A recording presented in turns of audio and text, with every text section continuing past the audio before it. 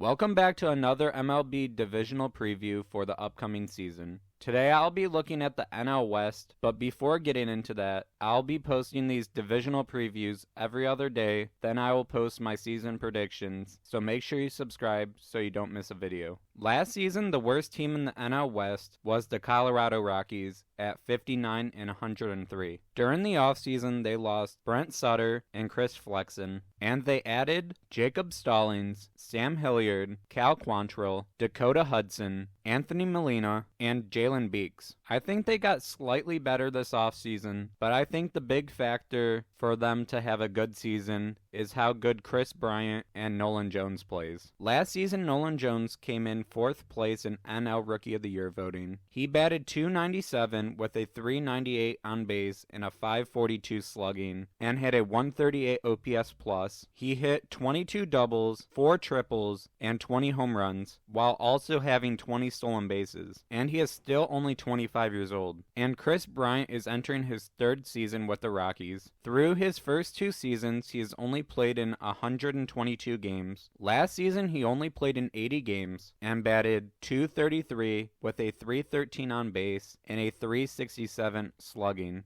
and had a 76 OPS plus, and had 10 doubles and 10 home runs. Right now, his biggest issue is staying on the field, and for this season, he'll be playing first base, so hopefully that will help him stay healthier, but he has to play at least 145 games this season, and he did do that in 2021, and was an all-star. Their over-under this season for wins is set at 60.5, and I'm going to take the under on that. Next, the San Francisco Giants. Last season they went 79-83, and in the offseason, they lost Sean Manaea, Jacob Junis, Scott Alexander, Jock Peterson, Brandon Crawford, Paul DeYoung, and Alex Wood. But they added Young-Hoo Lee, Jorge Soler, Matt Chapman, Tom Murphy, Jordan Hicks, Ethan Small, and Robbie Ray. Overall, they had a great offseason, and this is a much better roster than last season. But their starting rotation is still not great. I would still like them to add either Blake Snell or Jordan Montgomery.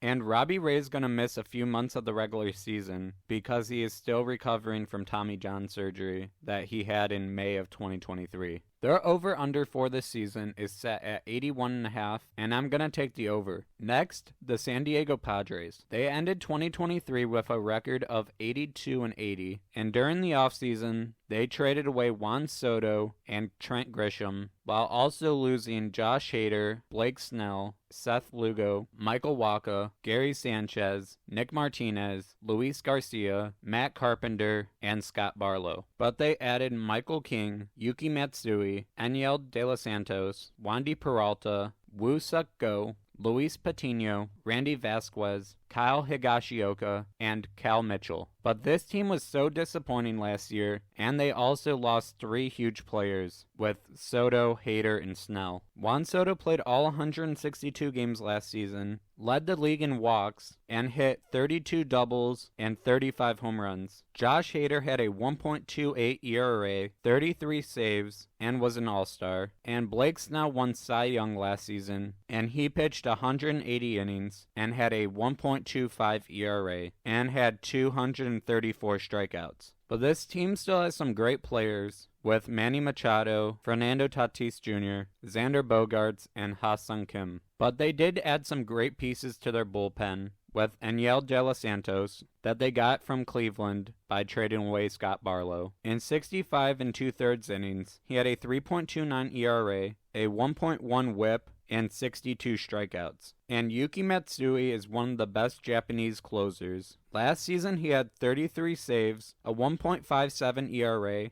a .89 WHIP, and 72 strikeouts. So their bullpen should be pretty good this season. Their over-under is set at 81.5 games, and I'm going to take the under. Next, the Arizona Diamondbacks. Last season, they went 84-78 and made it to the World Series, but lost to the Rangers. And over the offseason, they really didn't lose anyone notable, but they added Jock Peterson, and Eugenio Suarez, Randall Grichuk, and Eduardo Rodriguez. And they also re-signed Lourdes Gurriel Jr. Jock Peterson was a great pickup for this team, and he's a great hitter against righties, and he'll most likely be their DH, and he might play a little bit of right field. And Randall Grichuk is great against lefties, and he'll probably platoon with Jock Peterson, depending on who's pitching that day. Last season versus lefties, he batted .328 with a .388 on base and a .607 slugging, and had 8 home runs. And Corbin Carroll's entering his second full season, and last year he had a crazy rookie season, winning Rookie of the Year,